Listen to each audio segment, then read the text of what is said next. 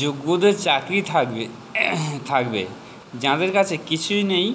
SSC শিক্ষক নিয়োগ দুর্নীতি নিয়ে বিরাট মন্তব্য নরেন্দ্র মোদীর। তো আপনারা এই ভিডিওতে বিস্তারিত জানতে পারবেন, তো ভিডিও স্কিপ না করে সম্পূর্ণ দেখবেন। তো দেখুন, ফের শিক্ষক নিয়োগ দুর্নীতি নিয়ে মুখ খুললেন দেশের প্রধানমন্ত্রী নরেন্দ্র মোদী। সপ্তম দফা ভোটের আগে মোদী এবিপি আনন্দর সিনিয়র ভাইস প্রেসিডেন্ট সুমনদের সাক্ষাৎকারে বাংলায় দুর্নীতি প্রসঙ্গ উঠে এলো। বাংলায় চাকরি বিক্রির রেড কার্ড প্রসঙ্গও তুললেন মোদী। নিয়োগ দুর্নীতি প্রসঙ্গে নরেন্দ্র মোদী বলেন, বাংলায় তো চাকরি বিক্রির রেড কার্ডও রয়েছে।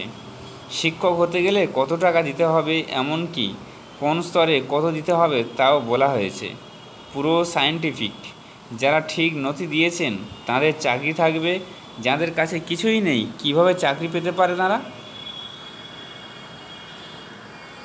সাধারণের টাকা রাজকোষ ভরানোর জন্য নয় বলে দাবি করে তিনি বলেন, জনতার টাকা তো জনতারই পাওয়া উচিত।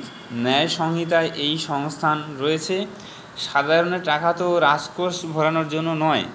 আমার চিন্তাভাবনা বলে এই টাকা সাধারণেরই পাওয়া উচিত। টাকা কে কাকে দিয়েছে খুঁজে বের করতে হবে। আমি জানি না, কিন্তু ফাইল নথিরা জানে। আমার লিগ্যাল টিমকে বলেছিলাম যে এই নথি দেখতে। ইডির বাজেয়াপ্ত করা প্রায় ৩,০০০ কোটি টাকা রাজ্যের গরিব মানুষদের ফেরাবো। এর আগে পঞ্চম দফার আগে রাজ্যে ভোট প্রচারে এসে দুর্নীতি প্রসঙ্গে মোদী বলেছিলেন, মোদী আজ আরও একটা গ্যারান্টি দিচ্ছে, ৪ জুনের পর নতুন সরকার তৈরি হলেই এইসব দুর্নীতিবাজদের জীবন জেলে কাটবে।